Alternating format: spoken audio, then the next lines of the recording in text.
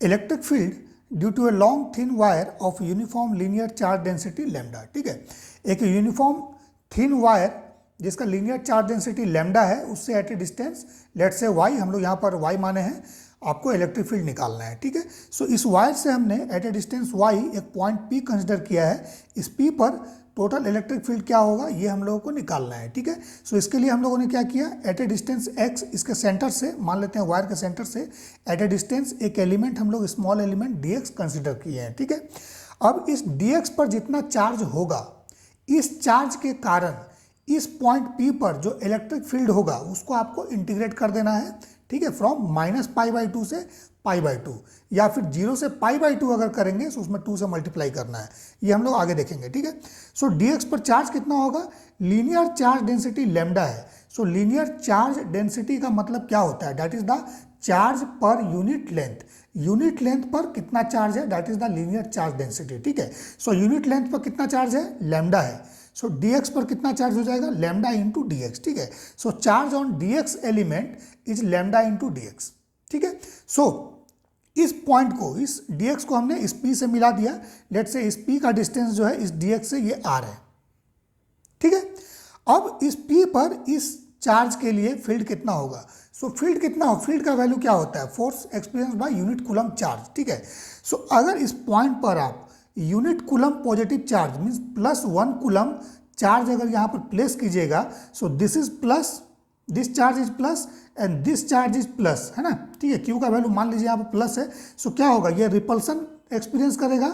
So force of repulsion पर क्या होगा, इस चार्ज पर इस डायरेक्शन में होगा।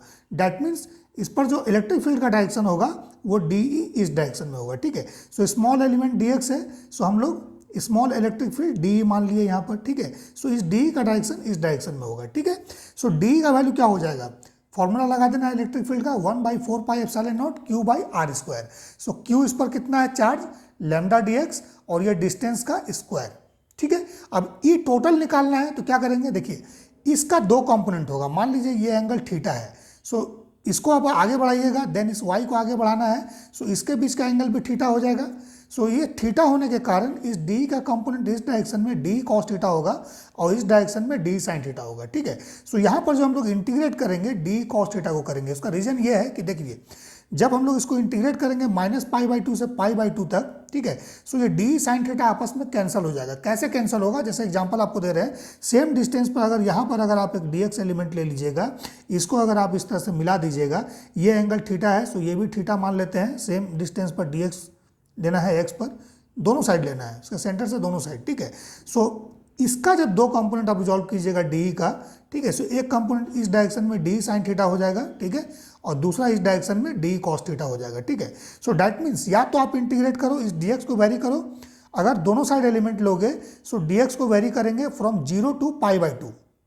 ठीक है, सो 0 से π/2 2d cos थीटा, क्योंकि इसका भी कंपोनेंट इस डायरेक्शन में d cos थीटा होगा, सो इसका भी d cos theta, so d cos theta plus d cos theta is 2d cos theta. ठीक है, सो इसको इंटीग्रेट कर देंगे और d sin थीटा आपस में कैंसिल हो जाएगा। ठीक है, या फिर -π/2 से π/2 और d cos थीटा को हम लोग को इंटीग्रेट कर देना है। तो जब हम लोग इसको -π/2 से π/2 इंटीग्रेट करेंगे, ठीक है ना, सो इंटीग्रेशन में ये d sin थीटा क्या होगा, ये आपका आपस में कैंसिल हो जाएगा। जैसे यहाँ से यहाँ तक का कैंसिल करेंगे, सो इस d sin थीटा का डायरेक्शन इधर होगा, और जब -π/2 से 0 तक इंटीग्रेट करेंगे, सो d sin थीटा का डायरेक्शन ये वाला होगा, सो ये आपस में कैंसिल हो जाएगा। ठीक है, सो इस दोनों में से कोई भी इंटीग्रेशन को आपको यूज करना है। ओके, सो हम लोग इसी को यूज कर लेते हैं। ओके, सो d cos थीटा का वैल्यू आप निकालिए। सो cos थीटा इस ट्राइंगल में cos थीटा का वैल्यू कितना होगा, base by hypotenuse, that is y/r।